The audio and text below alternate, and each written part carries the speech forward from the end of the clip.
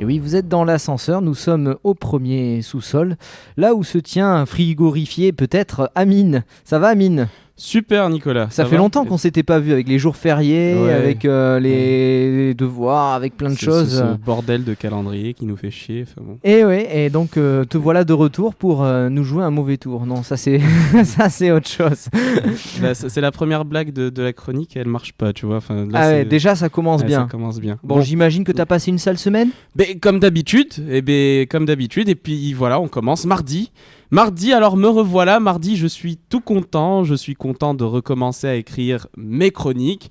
Ainsi, après m'être exilé de Bordeaux, ville devenue par ailleurs de tous les excès, où un lama sans titre de transport est passible d'une amende de 48 € et de 5 € s'il n'a pas validé. C'est bien de le préciser. Ouais. D'ailleurs, comment un lama peut-il valider un titre de transport, hein ? On ne sait pas. Alors voilà encore une faille dans le système que j'expose et que personne ne prendra en considération. Enfin bref, je reprends après m'être exilé de Bordeaux durant une semaine sous l'effet de la pression persécutante de Nicolas qui, à coups de fouet et de matraque de CRS, m'attache tous les lundis au micro jaune pour qu'on fasse monter l'audience de Radio Campus devant celle d'Europe 1 au RTL. Autant dire que le mot réaliste est à Nicolas ce que le mot logement sera à Frigide Barjot prochainement. C'est ainsi cette petite introduction me mène à mercredi, sale racisme. Sale racisme où j'apprends que Christiane Taubira était victime d'un nouvel acte raciste. Cette fois, c'est Minute, le journal d'extrême droite qui s'en mêle. À mon avis, le teint de peau de Taubira n'a rien à voir. Hein. Cela nous prouve juste qu'il y a encore quelques Français qui refusent l'idée saugrenue et suicidaire de mettre des femmes au gouvernement. Non, plus sérieusement, la prochaine fois, arrêtez de toujours poser la même question. La France est-elle raciste ? Non, la France n'est pas raciste. Elle aime beaucoup, elle aime trop, tellement trop qu'elle se trouve tout le temps dans l'excès. Un excès qui lui permet de dessiner des croix gammées sur des tombes juives. Elle aime passionnément jusqu'à dépasser les limites, car les limites c'est fait pour être dans l'interdit, un interdit qui apparente le mot bombe à terroriste, le mot terroriste à arabe, le mot arabe à voleur. La France aime donc l'interdit, et comme jeter des bananes sur des personnes sous prétexte qu'ils sont noirs, c'est interdit, eh bien la France jette des bananes. Alors oui, la France n'est pas raciste parce qu'elle aime, et comme aimer signifie qu'un jour on n'aimera plus, eh bien un jour j'ose espérer que la France sera raciste et n'aimera plus. Voilà, c'était le coup de gueule de la semaine que j'avais promis à Nicolas, et il fallait qu'on se le dise. Jeudi. On passe à jeudi, sale sondage, les sondages ne sont pas bons. 15% d'opinion favorable pour François Hollande, 60% des Français souhaitent le départ de Jean-Marc Ayrault, 83% des Français pensent que la France est un pays de cons. Alors bon, on a compris, personne n'est content, le mécontentement rend les sondages de plus en plus ressemblants à des forages pétroliers, c'est à croire que finalement les Qataris ne sont pas là par hasard. Ainsi, décider de réfléchir tel un étudiant utopiste et de trouver au moins 2 circonstances dans lesquelles Hollande pourrait être réélu en 2017. Premièrement, pour que Flamby soit réélu, il lui faudrait changer de Premier ministre. Et à mon avis, le meilleur choix, c'est Martine Aubry. Vous me direz qu'elle ne fait pas l'unanimité. Je vous réponds qu'une coloration blonde, une paire de talons, et voilà qu'on aura Angela Merkel version ch'timi au poste de vizir, prête à tomber la moitié de l'Europe à ses genoux.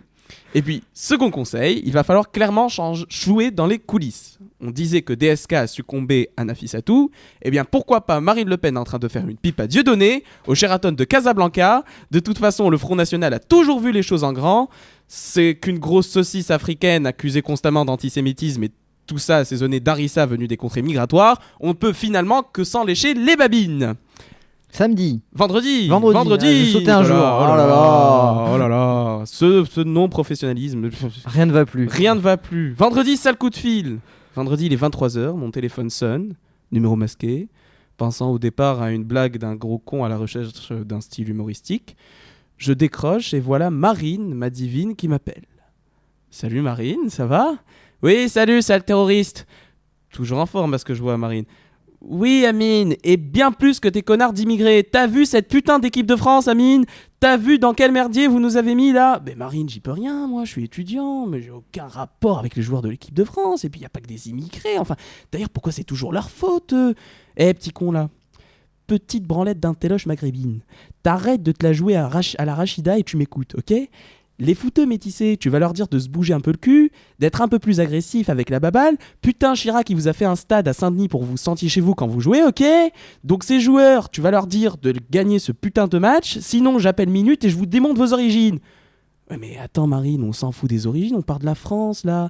Et puis ils ont été nuls, enfin, ils arrivent pas à être combatifs, je suis pas entraîneur moi. Comment ça, pas combatif? Vous braquez, volez, tuez, explosez des gens tous les jours, alors l'agressivité elle coule dans votre sang, ok? Alors cette fois, usez-la à bon escient et allez me niquer ces putains de soviets suceurs de bite à Mélenchon. Allez, fais un effort Amine. Si je suis élu en 2017, tu seras dans le même avion que Marcy, tu pourras prendre des photos souvenirs.